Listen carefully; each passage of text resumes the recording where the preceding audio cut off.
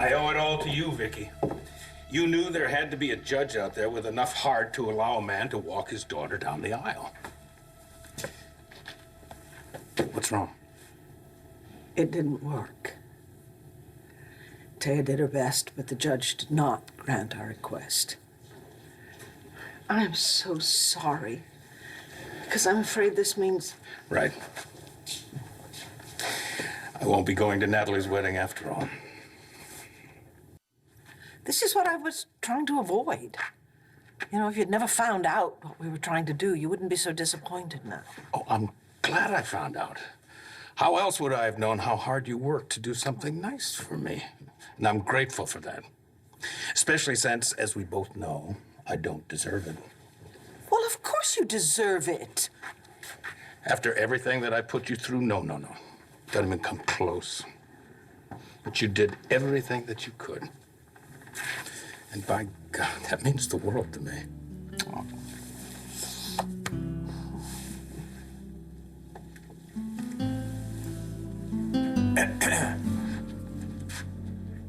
Well, this better be a joke. I thought you were in Sweden shooting that terrible movie. For your information, that terrible movie wrapped 2 days ago. And it's not terrible. David, what brings you here? I'm on my way back to D.C. Oh. Dorian wanted me to make sure that you voted for her. Ah. I would never vote for that woman. Well, it's a good thing that convicted felons can't participate in the electoral process. Dorian wanted me to tell you that. What did I walk in on here? Nothing. No, nothing. No, Clint and I have a lot to celebrate. Natalie's getting married today. She is? Yes. That's great. Yes. What a shame you won't be able to attend. I can see you're all torn up about it. Well, you'll forgive me if I have no sympathy for you, Uncle Clint. Your punishment doesn't fit your crimes. David, Clint is very unhappy that he can't go to the wedding. There's no need to twist the knife. Well, maybe I'm thinking about another wedding. One in which Uncle Clint kidnapped the groom and had him sent to a Moroccan hellhole. Aren't you ever going to let that go?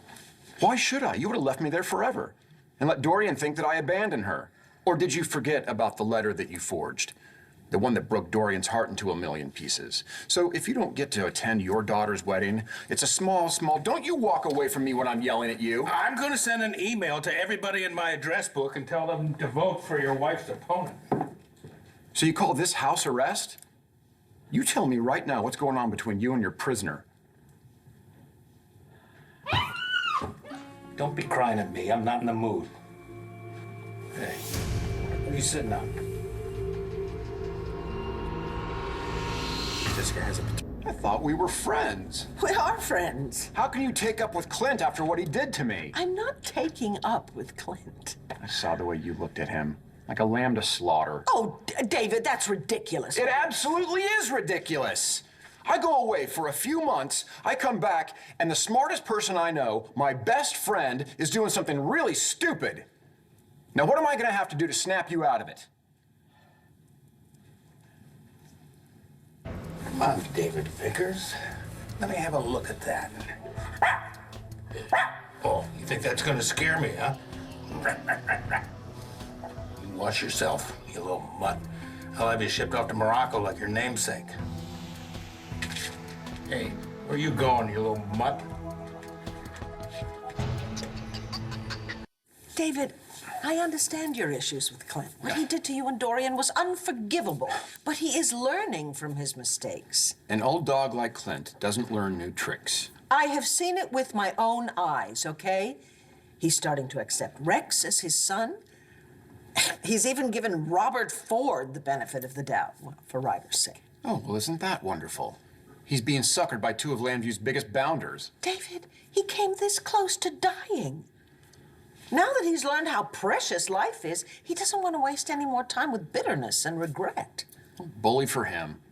And he's learning to forgive. Seriously.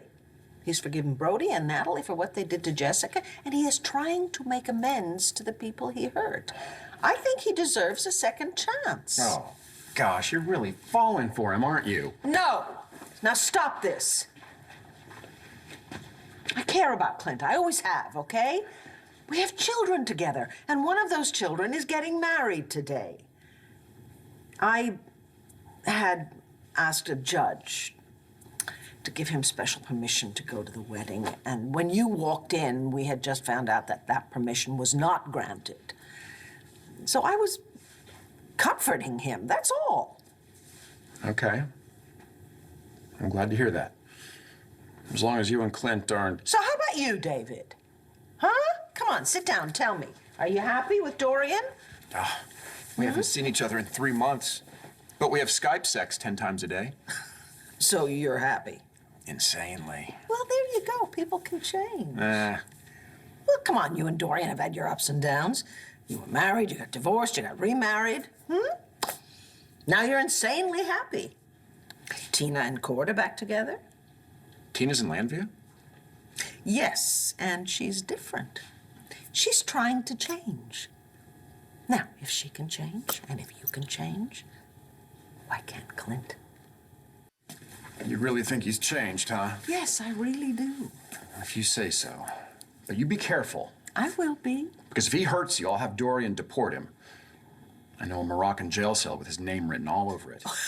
Well, that won't be necessary, but I appreciate the offer. Thank you. Anything from a best friend. All right, David. I have missed you. I've missed you too, Viki. Oh. Now I gotta get out of here. I'm about to turn Skype sex into real sex. See ya.